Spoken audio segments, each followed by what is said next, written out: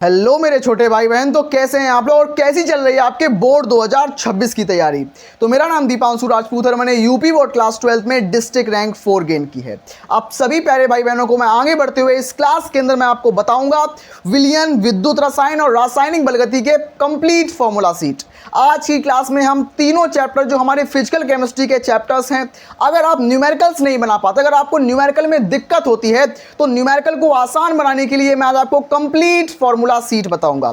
हमारी पूरी class 12th chemistry के अंदर, पूरी केमिस्ट्री के अंदर हमें केवल 3 चैप्टर के अंदर ही न्यूमेरिकल आते हैं और न्यूमेरिकल कैसे सॉल्व करने हैं, न्यूमेरिकल के लिए आपकी जो पूरी आपके लिए फॉर्मूला सीट जो है वो आपको बताऊंगा। कंप्लीट फॉर्मूला सीट देख लेते हैं तीनों चैप्टर्स की। इस फॉर्मूला सीट के अंदर हम केवल वही फॉर्मूला डिस्कस करेंगे जो बोर्ड 2026 में क्वेश्चंस को बनाने वाले हैं। तो आइए हम फॉर्मूलाज को डिस्कस करते हैं।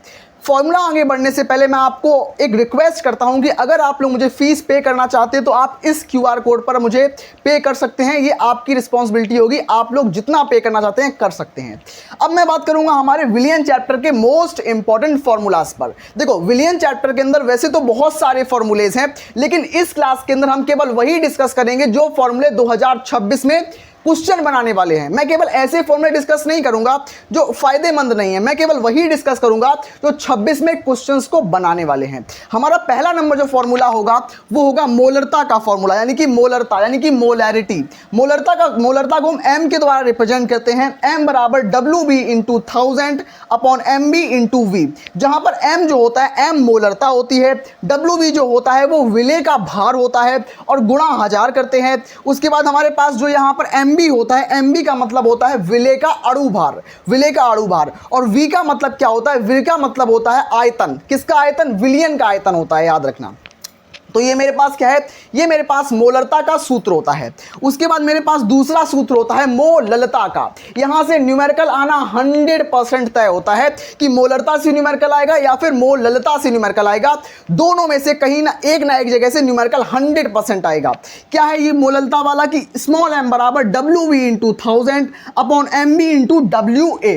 तो इसमें क्या हो जाएगा हमारा? इसको मोललता का ये सूत्र है मेरा, इसको बेचे से तैयार कर लेना, कहीं कॉपी पर नोट डाउन कर लेना मेरे प्यारे भाई बहनों, ठीक है। उसके बाद हमारा तीसरा नंबर जो सूत्र है वो है मोल प्रभात, यानी कि मोल फ्रैक्शन। यहां केवल वही सूत्र डिस्कस किए जा रहे हैं मेरे भाई बहन जो आपके लिए मोस्ट इंपॉर्टेंट है। तो एक भी फॉर्मूले को बिल्कुल भी स्किप नहीं करना है, वीडियो को शुरू से लेकर अंत तक देखना है, आपके लिए बहुत फायदेमंद होगी, मैं मानता हूं इस चीज को। उसके बाद XA जो हमारा मोल प्रभाज होता है उसको हम X के द्वारा डिनोट करते हैं, X के द्वारा। तो मोल प्रभाज के अंदर 2 घटक होते हैं, एक घटक विलायक का घटक होता है और एक घटक विलेय का घटक होता है। तो XA का मतलब क्या होता है? विलायक का मोल प्रभाज। XA का मतलब विलायक का मोल प्रभाज, तो विलेय के मोल। NA का मतलब है विलेय के मोल अपॉन विलयन के टोटल मोल। तो विलयन के टोटल मोल क्या हो जाएंगे? NA plus NB। ये मेरे पास क्या है? विलयन के टोटल मोल हैं। तो विलेय के मोल अपॉन विलयन के मोल बराबर ये मेरे पास XA का जो मोल प्रभाज हो जाएगा। उसके बाद हम XB का जब मोल प्रभाज निकालेंगे तो XB के मोल अपॉन विलयन के टोटल मोल। तो इस तरीके से हम मोल निकाल लेते हैं, बहुत सिंपल तरीके से मोलों को निकाला जाता है। इस पर आधारित मैं आपको न्यूमेरिकल्स भी कराऊंगा, चिंता नहीं करनी है आपको। अब हम बात करते हैं हमारे चौथे नंबर फॉर्मूले की तरफ, जिसका नाम है नॉर्मलता। तो मोलरता के जैसा ही होता है नॉर्मलता। मोलरता में यहां पर हमारे पास MB होता है और नॉर्मलता में MB के स्थान पर EB होता है। EB का मतलब होता है तुल्यांकी भार। यहां पर अणु भार और यहां पर तुल्यांकी भार। तो बिल्कुल सिंपल है, बिल्कुल सेम होते हैं ये दोनों। आप नॉर्मलता और मोलरता दोनों में कंफ्यूज नहीं होना और दोनों का सूत्र बिल्कुल तैयार रखना है। तो मेरे प्यारे भाई बहन, मैं आगे चलने से पहले रिक्वेस्ट करता हूं कि अगर आप लोग मुझे मदद करना चाहते हैं, मैं बिल्कुल पापा ने बोला कि क्लासेस को आप कंटिन्यू रखो, क्योंकि मैंने वादा किया है आपसे आपको टॉपर बनाने का, भले ही कितनी क्रिटिकल सिचुएशन खड़ी रहे। अगर आप लोग मेरे साथ हैं तो मैं बिल्कुल उसके लड़ने के लिए तैयार हूं। आपको बस अगर आप लोग थोड़ी हेल्प करना चाहते हैं तो इस पर मदद कर सकते हैं, वो आप अपने भाई की फीस के तौर पर आप दे सकते हैं, आपको जो भी मदद करनी होगी वो। अब मैं बढ़ूंगा आगे वाले फॉर्मूले की तरफ, तब तक के लिए आप इन सभी को नोट डाउन जरूर कर लेना। हाँ मेरे प्यारे भाई बहन, अब मैं डिस्कस करूंगा हमारे विलियन चैप्टर के बचे हुए फॉर्मूलाज। आइए डिस्कस करते हैं। हमारा 5वें नंबर का जो फॉर्मूला होगा वो होगा हेनरी का नियम, और 6वें नंबर का फॉर्मूला होगा राउल्ट का नियम। तो राउल्ट का नियम और हेनरी का नियम दोनों से फॉर्मूला वाले क्वेश्चंस आते हैं, दोनों से न्यूमेरिकल वाले क्वेश्चंस आते हैं, तो इनको तैयार कर लो इन फॉर्मूलेस को। हमारा 5वां नंबर फॉर्मूला होगा P बराबर KH इंटू एक्स। तो P बराबर KH इंटू एक्स, जहां P जो होगा वो दाब होगा, KH जो होगा वो हेनरी स्थिरांक होगा, और x जो होगा वो गैस का मोल प्रवाह होगा, याद रखना। उसके बाद हमारा राउल्ट का नियम जो होता है वो क्या होता है, ये नियम जो होता है वो द्रवों के बीच, दो द्रवों के बीच वाष्प दाब का अवनमन होता है। इसमें क्या होता है, एक घटक का वाष्प दाब और बी घटक का वाष्प दाब। P बराबर PA प्लस PB होगा, P बराबर PA प्लस PB होगा, राउल्ट का नियम होता है, याद रखना इस चीज को, ये भी फॉर्मूला आप याद रखना। उसके बाद हमारा 7वां नंबर जो फॉर्मूला है वो है वाष्प दाब में अवनमन, और 8वां नंबर फॉर्मूला है हिमांक अवनमन। तो इसमें क्या है मेरे पास, वाष्प दाब अवनमन में क्या होगा, तो इसमें होगा P not A minus PA upon P not A बराबर XB। तो सिंपल तरीके से याद रखना, P not A minus PA upon P not A बराबर XB। उसके बाद हमारा ये वाला जो हिमांक अवनमन होगा वो होगा डेल्टा TF बराबर KF into WB into 1000 upon MB into WA। तो ये मेरे पास क्या होगा, ये मेरे पास होगा हिमांक अवनमन। उसके बाद हमारे पास जो 9 नंबर फॉर्मूला होगा वो होगा क्वथनांक उन्नयन, यानी कि मेरे पास डेल्टा TB होगा, डेल्टा TB बराबर KB into WB into 1000 upon MB into WA। ये मेरे पास होगा क्वथनांक उन्नयन का सूत्र, क्वथनांक उन्नयन का फॉर्मूला। यहां से भी क्वेश्चंस आते हैं और लॉन्ग में न्यूमेरिकल आते हैं, लंबे लंबे लेवल वाले न्यूमेरिकल्स यहां से बनते हैं। उसके बाद हमारा 10वां नंबर जो सूत्र होगा इस चैप्टर का आखिरी सूत्र होगा, और यहीं तक क्वेश्चंस न्यूमेरिकल बेस्ड आते हैं। पराशर दाब क्वेश्चन क्या बना रहा है, पराशर दाब। तो पाई बराबर CRT, पाई बराबर CRT जो होगा वो पराशर दाब का सूत्र होगा। और ये 10 जो फॉर्मूलेज मैंने आपको बताए विलियन चैप्टर के अंदर, केवल 10 ही सूत्र आपको पढ़ने हैं। अब मैं बात करूंगा, आगे बढ़ूंगा और विद्युत रसायन यानी कि हमारा इलेक्ट्रोकेमिस्ट्री दूसरे चैप्टर के सारे कंप्लीट फॉर्मूलाज को डिस्कस करने वाला हूं। हाँ मेरे प्यारे भाई बहन, अब मैं डिस्कस करूंगा हमारा दूसरे नंबर का चैप्टर जिसका नाम है विद्युत रसायन यानी कि इलेक्ट्रोकेमिस्ट्री। इलेक्ट्रोकेमिस्ट्री के केवल वही फॉर्मूलेज डिस्कस करूंगा जो 2026 में न्यूमेरिकल को बनाने वाले हैं। ये कुछ फॉर्मूलेज हैं, आइए डिस्कस करते हैं। मेरा पहला नंबर जो फॉर्मूला होगा वो होगा सेल का विद्युत वाहक बल। जो सेल का विद्युत वाहक बल होता है उस पर क्वेश्चन आता है। तो क्या होता है फॉर्मूला, ई नॉट सेल बराबर E not cathode minus E not anode. ये मेरे पास क्या होता है, ये मेरे पास सेल का विद्युत वाहक बल का सूत्र होता है। उसके बाद हमारा दूसरे नंबर का सूत्र होता है विद्युत रसायन के अंदर नेंसर्ट समीकरण। जो नेंसर्ट समीकरण होता है उसकी परिभाषा, उसके जो उस पर जो बेस्ड न्यूमेरिकल्स आते हैं वो आपको पता होने चाहिए। तो जो हमारे पास नेंसर्ट समीकरण है ये मोस्ट इंपॉर्टेंट टॉपिक है आपका, और यहां से क्वेश्चन आना तय होता है। 3 मार्क्स में क्वेश्चन 100% आता है। तो क्या है कि ई सेल बराबर E not cathode, E cell बराबर E not minus 0.0591 upon N log 10 का base 1 upon M plus N. तो ये जो सूत्र है हमारा ये याद रखना आप लोग, और यहां से न्यूमेरिकल आना तय है 100%। उसके बाद हमारा तीसरे नंबर का जो सूत्र है वो है चालकत्व। चालकत्व का मतलब सूत्र क्या होता है, चालकत्व मतलब C, कंडक्टेंस। C बराबर 1 अपॉन R, R का मतलब प्रतिरोध, रेजिस्टेंस। तो C बराबर 1 अपॉन R जो है ये हमारे पास सूत्र है, याद रखना।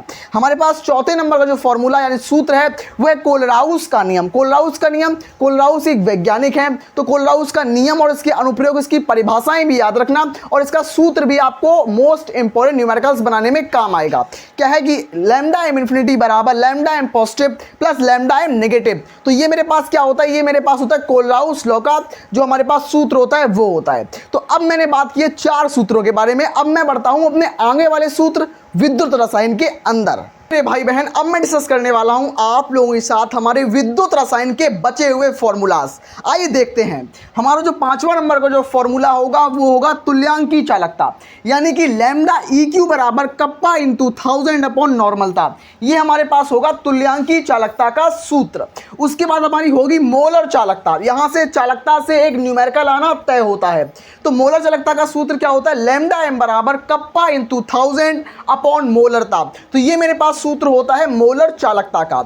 उसके बाद हमारे पास क्या होता है, फेराडे का नियम। कोलराउस का नियम और फेराडे का नियम, दोनों नियम आपके लिए इंपॉर्टेंट हैं, तो दोनों को तैयार रखना। मेरे पास है फेराडे का नियम। इसमें क्या है कि इसमें दो नियम होते हैं, फेराडे का प्रथम नियम और फेराडे का द्वितीय नियम। इसमें प्रथम नियम क्या बोलता है, W बराबर ZIT। W बराबर ZIT क्या होता है, फेराडे का प्रथम नियम होता है। और दूसरा नियम क्या है, दूसरा नियम होता है फेराडे का द्वितीय नियम, W1/W2 बराबर E1/E2। और इस पर आधारित मैं आपको न्यूमेरिकल्स भी कराऊंगा, दबा दबा के कराऊंगा, चिंता नहीं करनी है। अभी थोड़ी क्रिटिकल सिचुएशन है इसलिए मैं नहीं करा पा रहा हूं। और हाँ, मैं एक रिक्वेस्ट आपसे दोबारा करूंगा कि जो बच्चा अपनी ऑफलाइन कोचिंग जाता है, अगर आप ऑफलाइन कोचिंग को ही सोचकर आप मुझे 1 महीने की फीस पे करोगे तो आपके लिए मैं व्हाइट बोर्ड से हटाकर स्मार्ट बोर्ड जरूर लगाऊंगा। मैं चाहता हूं आपको एक क्वालिटी एजुकेशन देना, मैं चाहता हूं आपको टॉपर बनाना, मैं चाहता हूं अपने नोट्स आपके साथ शेयर करना। बस मैं इसी चाह से आपको पढ़ा रहा हूं कि आप लोग भी टॉप रैंकिंग में आ पाओ, आप लोग भी डिस्ट्रिक्ट टॉपर, स्टेट टॉपर बन पाओ। ये मेरा वादा है आपसे, मैं आपको 100% टॉपर बनाऊंगा।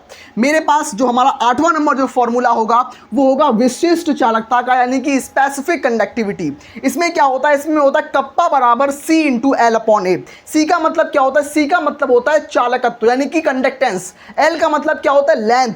A का मतलब क्या होता है, एरिया। तो L/A को मिला के लिख सकते हैं सेल स्थिरांक। ये मेरे पास क्या होता है, मेरे पास सेल कांस्टेंट होता है। मेरे पास CC का मतलब सेल कांस्टेंट यानी कि सेल स्थिरांक होता है। तो आपको मैंने 8 सूत्र बताए, किसके अंदर, विद्युत रसायन के अंदर।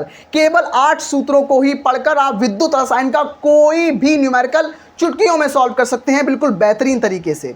अब मैं बात करूंगा अपने रासायनिक बलगति के महत्वपूर्ण फॉर्मूलाज की तरफ। हाँ मेरे प्यारे भाई बहन, अब मैं डिस्कस करूंगा आप सभी प्यारे भाई बहनों के साथ हमारे तीसरे नंबर का चैप्टर जो है रासायनिक बलगति यानी कि केमिकल काइनेटिक्स। इसके अंदर केवल आपको 4 फॉर्मूले याद रखने हैं। वैसे फॉर्मूलों का भंडारा है ये चैप्टर, लेकिन आपको जहां से न्यूमेरिकल आएगा वो मैं बता दूं कि 4 फॉर्मूलों में से कहां से न्यूमेरिकल आएगा, यहां से न्यूमेरिकल आएगा। भैया आपको कैसे पता, सच बता रहा हूं भाई बहन, यूपी बोर्ड क्लास 12 में डिस्ट्रिक्ट टॉप करना कुछ मजाक नहीं होता है। 10-15 सालों के पेपर्स को एनालाइज करने के बाद हम टॉप कर पाते हैं। और आपको बता दूं कि 2026 में यहां से क्वेश्चन आएगा, वो भी लॉन्ग में क्वेश्चन आएगा। लॉन्ग में ये न्यूमेरिकल बेस्ड आएगा क्वेश्चन और आपको तैयार कराऊंगा। मैं वादा करता हूं आपको ढेरों क्वेश्चंस प्रैक्टिस कराऊंगा। अगर आप लोग मुझे अपना भाई समझते हो, अपना बड़ा भाई समझते हो, तो इसलिए मैं आपको बता रहा हूं कि व्हाइट बोर्ड के बाद अब हमें स्मार्ट बोर्ड पर गो थ्रू होना है, तो आपको कुछ हद तक मदद करनी पड़ेगी। आपके टाउन में आप जहां कोचिंग पढ़ते हैं, आपके कोचिंग में जितनी फीस लगती है मेरे भाई बहन, उसकी अगर आप 1 महीने की फीस भी अगर अपने बड़े भाई को देंगे ना, तो उससे मैं आपके लिए स्मार्ट बोर्ड लाऊंगा और आपकी पढ़ाई को बिल्कुल एक स्मूथ वे में आपको आगे लेके मैं जाऊंगा। तो आपको अभी मैं बताऊंगा 4 फॉर्मूले, केवल 4 फॉर्मूले ही तैयार करने हैं, इसके अलावा नहीं करना कुछ भी। हमारा पहला सूत्र होगा अर्धायुकाल। अगर छोटा क्वेश्चन बनेगा, 1 नंबर का क्वेश्चन बनेगा तो अर्धायुकाल से आएगा, या 2 नंबर का क्वेश्चन बनेगा तो आएगा वेग स्थिरांक से, 3 नंबर का क्वेश्चन बनेगा तो आएगा प्रथम कोटि की अभिक्रिया और सक्रिय ऊर्जा से। देखो सक्रिय ऊर्जा से क्वेश्चन आते हैं, थोड़े ट्रिकी होते हैं, थोड़े टफ क्वेश्चन होते हैं, तो इसलिए मैं आपको बता रहा हूं कि 2 सूत्र आपके लिए इंपॉर्टेंट हैं। यहां से आने के चांसेस हैं, यहां से नहीं तो यहां से, लेकिन इस पर तो मैं प्रैक्टिस कराऊंगा क्योंकि 90% चांस है यहां से आने के, इसीलिए मैं आपको बता रहा हूं। तो इसमें क्या है कि T12 बराबर 0.693/K, ये सूत्र याद रखना। अब जब K जो होता है हमारा वेग स्थिरांक होता है, तो K बराबर 0.693/T12 कर देंगे, मतलब इसकी अदला बदली हमने कर दी, याद रखना।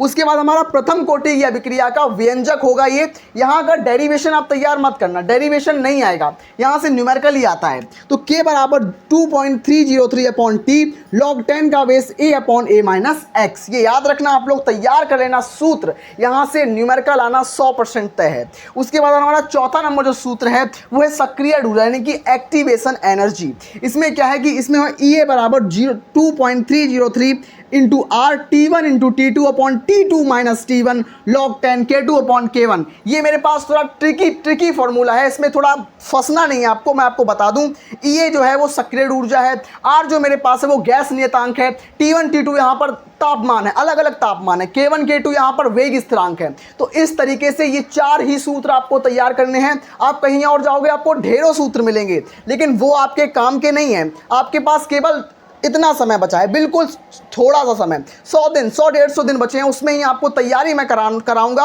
और बहुत रफ्तार में कराऊंगा। आप सभी भाई बहनों का मैं इस मंच पर आप सभी भाई बहनों को तहे दिल से धन्यवाद करता हूं कि आपने मुझ पर भरोसा किया और मैं आपको भरोसे के बदले टॉपर बनाऊंगा। आज के लिए बस इतना ही, मिलते हैं नेक्स्ट क्लास में, तब तक के लिए धन्यवाद।